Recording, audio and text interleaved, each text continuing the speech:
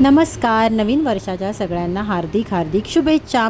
तर हा ना 31 डिसेंबरचा व्हिडिओ आहे जो मी आज टाकते आहे. पहिलं तर कसं आहे, आई नाही आहेत घरी, मी सुहास आणि बायच आहे, म्हणजे माझी सुज्ञाच आहे. त्याच्यामुळे सगळं जे सकाळपासून उठल्यावरती देवपूजा ॲक्च्युली आई करतात, तर ती देवपूजा मला करायची होती. तर देवपूजा मी केलेली आहे. कसं आहे, माझं वर्क फ्रॉम होम पण होतं, सुट्टी तर नव्हती. उद्या म्हणजे 1 तारीखला सुट्टी आहे, तर सुट्टी 31 डिसेंबरला नव्हती, म्हणून पूजा वगैरे आटपून मग मी कामाला बसणार होती. तर पहिलं म्हटलं आपण पूजा वगैरे आवरून घेऊया, कारण एकदा आपण ऑफिसच्या कामाला सुरुवात केली तर 12-1 शिवाय काही उठता येणार नाही, लंच टाईमशिवाय. तर मी मस्तपैकी पूजा आवरलेली आहे आणि लंच टाईम जेव्हा होता तेव्हा म्हटलं आपण आहे ना रवा केक बनवूया. पहिल्यांदाच मी हा केक बनवत होते, त्याच्यामुळे जसा हवा तसा नाही बनलेला आहे फ्रँकली स्पीकिंग. भलेही तो दिसत असेल की व्यवस्थित दिसतोय, पण थोडंसं काहीतरी ना त्रुटी मला स्वतःला खाताना जाणवल्या. गोड पण थोडंफार कमीच होतं. तर म्हणतात ना केक बनवताना एकदम मोजून मापून बनवावं तर छान होतं, तर त्याचा अनुभव मला आला. पण ठीक आहे, चला पहिल्यांदा बनवलेला, पण की खाण्याच्या लायकीचा नक्कीच होता, म्हणजे खाऊ तर नक्कीच शकत होतो, असं काही टाकून वगैरे दिला नाही मी. तर त्याच्यावर मी काय केलं आहे, रवा जो आपला जाड रवा जो आहे ना तोच घेतला आहे. तो मिक्सरला लावला नाही मी, जी साखर आहे ती मिक्सरला लावली. त्याच्यानंतर साखर आणि रवा मिक्स केला. त्याच्यानंतर मी त्याच्यामध्ये बेकिंग पावडर जी आहे ती घातली. व्यवस्थित सुकं पहिलं जे आहे ना ते मिक्स करून घेतलं आणि त्याच्यानंतर मग मी दही घातलं.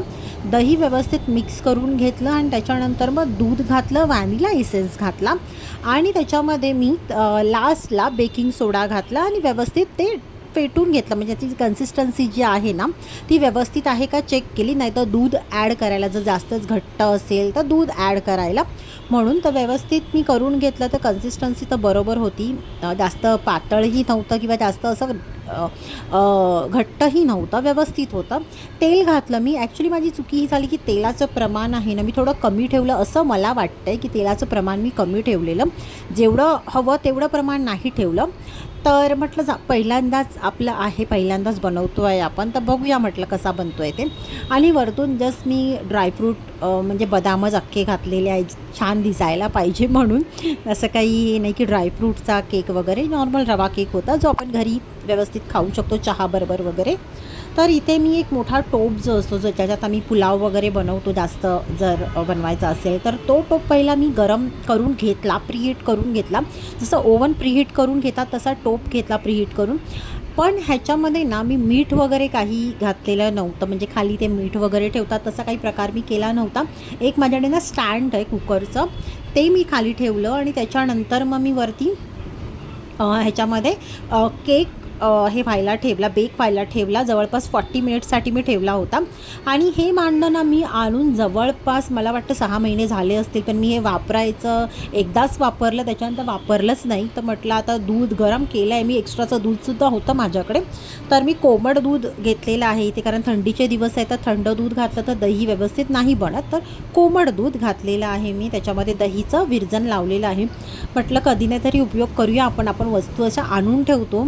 तुम्ही पण माझ्या मताशी सहमत असाल की आपण वस्तू ना भरपूर आणून ठेवतो की वापरूया आणि ते असेच साठवून ठेवतो आणि वापरतच नाही. तर इथे माझा केक 30 मिनिटांनी झालेला आहे रेडी. मी बाहेर 40 मिनिटांनी मी बाहेर काढला त्याला. आणि इथे माझ्या सुज्ञाने बोलते मी कट करते आई, तर कट केला. व्यवस्थित होता, गोडीला कमी होता आणि मला वाटतं अजून स्पॉन्जी व्हायला हवा होता. तर त्याच्यामध्ये माझी काहीतरी चूक झालेली आहे, जी नेक्स्ट टाईम मी नक्की परत ट्राय करेन तेव्हा सुधरेन माझी जी चूक आहे ती. तर इकडे तुम्ही बघू शकता, दिसायला व्यवस्थित होता, काही प्रॉब्लेम नव्हता. जसा आपला मार्केटचा जो असतो तसा. सुज्ञाला इथे मी भरवते आहे.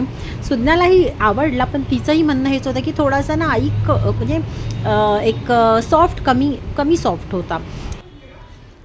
हॅलो. तर आम्ही बाहेरून आलेलो आहोत म्हणजे पनीर वगैरे जस्ट घेऊन आलेली आहे मी. आणि ह्याच्यानंतर आहे ना मी आता आज 31 आहे, तर 31साठी म्हटलं काहीतरी आपण बनवूया. पण मी आता ना इथे घरात साधा पनीर पुलाव बनवणार आहे. ही बघा, तुम्ही इथे बघू शकता, इथे तांदूळ मी उकळायला ठेवलेले आहे. आणि ना आज आहे ना मी नवीन असा हा बघा, म्हणजे मी आज पहिल्यांदाच पनीर घेऊन आलेली. तर हा पनीर चिली मसाला, हे उलटं दिसतं आहे कारण फ्रंट कॅमेरा सुरू आहे. पनीर चिली मसाला मिक्स, असं चिंग्सचा मसाला मी घेऊन आले फर्स्ट टाईम. पाण्यामध्ये मिक्स करून मी ठेवलेलं आहे. त्याच्यामध्ये मी काही व्हेजीस जास्त घालणार नाही, कारण सुद्धाला व्हेजीस जास्त सध्या तरी नाही आवडत आहेत. मिक्स आहे ना, मी असं थोड्याशा पाण्यामध्ये मिक्स करून ठेवलेलं आहे, जसं त्यांनी त्याच्या पाठीमागे जसं लिहिलं होतं तसं. तर मी आता इथे बनवते आहे सिम्पलसा पनीरचा पुलाव बोलू शकता तुम्ही. तर हे शिजलं आहे बघू शकता, अजून तांदूळ कच्चाच आहे. तर तोपर्यंत आहे ना मी व्हेजीस कट करून घेते, बघूया.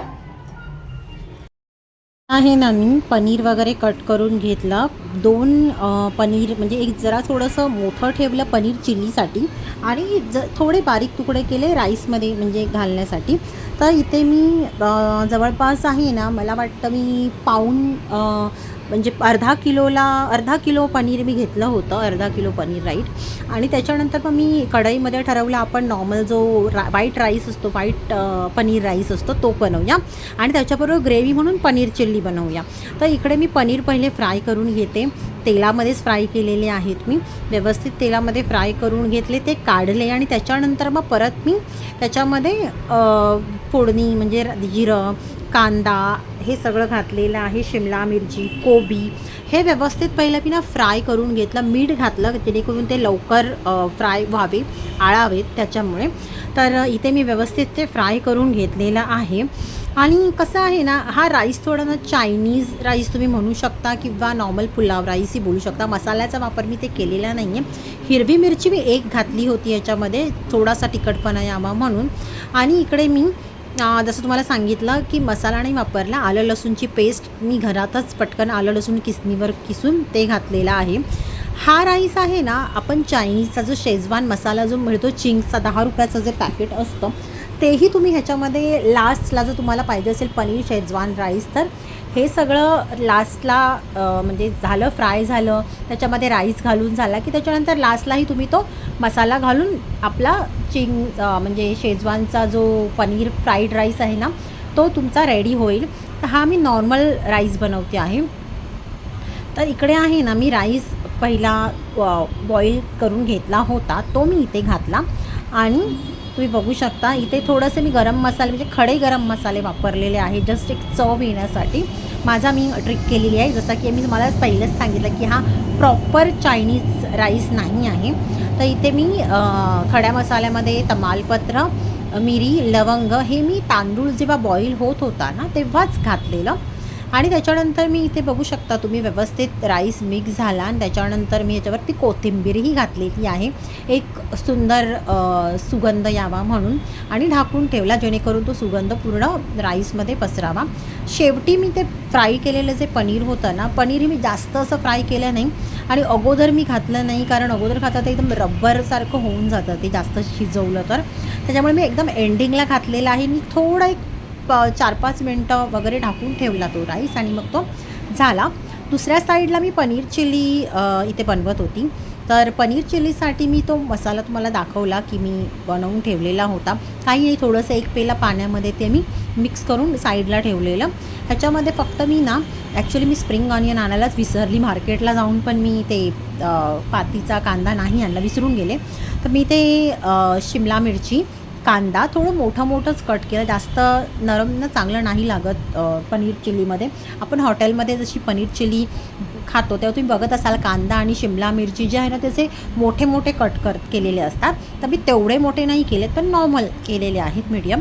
आणि कांदा आणि शिमला मिरची पहिलं तेलामध्ये फ्राय करून घेतलं.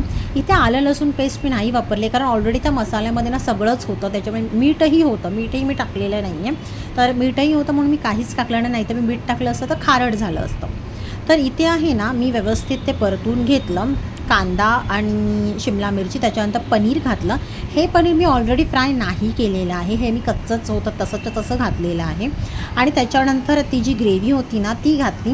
मला वाटलं की थोडीशी ना पाणी घालायला पाहिजे, कारण जशी ती कढईमध्ये घातली ना ती थिक झाली एकदम. तर मी त्याच्यामध्ये थोडंसं पाणी ॲड केलं आणि जर पातीचा कांदा असताना तर अजून छान चव आली असती. खरंच सांगते, तुम्ही आणून बघा नक्की. 10 रुपयाचा आहे जो पनीरचा जो चिंग्सचा मसाला आहे ना पनीर चिल्लीचा. पण अक्षरशः तुम्ही हॉटेलमध्ये खाताना तसंच लागतं. हॉटेलमध्ये ही डिश तुम्हाला मला वाटतं ऑलमोस्ट 300 ते 400च्या दरम्यान असणार. पण हे मी 200 रुपयाचं पनीर आणलेलं, 200 ते 250 काहीतरी रुपयाचं पनीर होतं, 10 रुपयाचा मसाला होता आणि आम्ही हे तिघांनी खाल्लेलं आहे. तर तुम्ही विचार करू शकता की आपण हॉटेलमध्ये जे खातो ते घरी आपण स्वस्तामध्ये मस्त आणि हायजीन मेंटेन केलेली असते. आपल्याला माहीत नाही आहे ना की हॉटेलमध्ये कसं बनवलेलं आहे, का त्यांचं किचन कसं आहे आपल्याला माहीत नाही आहे. तर इथे आपण घरी मी स्वतः बनवून खाल्लं. तर तसा आमचा 31चा दिवस आम्ही साजरा केलेला आहे. ह्याच्यानंतर आम्ही रात्री आईस्क्रीम पार्टीही केली, घरी आईस्क्रीम मागवून खाल्लेला आहे. तो मी पार्ट शूट नाही करू शकले, सो सॉरी. पण अशा रीतीने आमचा 31 आम्ही घरच्या घरी मस्तपैकी साधं सिंपल पद्धतीने सेलिब्रेट केलेलं आहे. तर उद्या 1 तारीख आहे, तर मला मठात जायचं आहे. सकाळी तर नाही जाणं होणार, मोस्टली आम्ही संध्याकाळी जाऊ. तर नक्की स्वामींना प्रार्थना करेन जसं की हे वर्ष सगळ्यांचं चांगलं गेलं, तसंच पुढचं वर्षही 2026 हे वर्षही सगळ्यांचं सुखाचं, समृद्धीचं, भरभराटीचं जाओ. चला मग आपण भेटूया आपल्या नेक्स्ट व्हिडिओमध्ये. तोपर्यंत सगळ्यांना बाय बाय.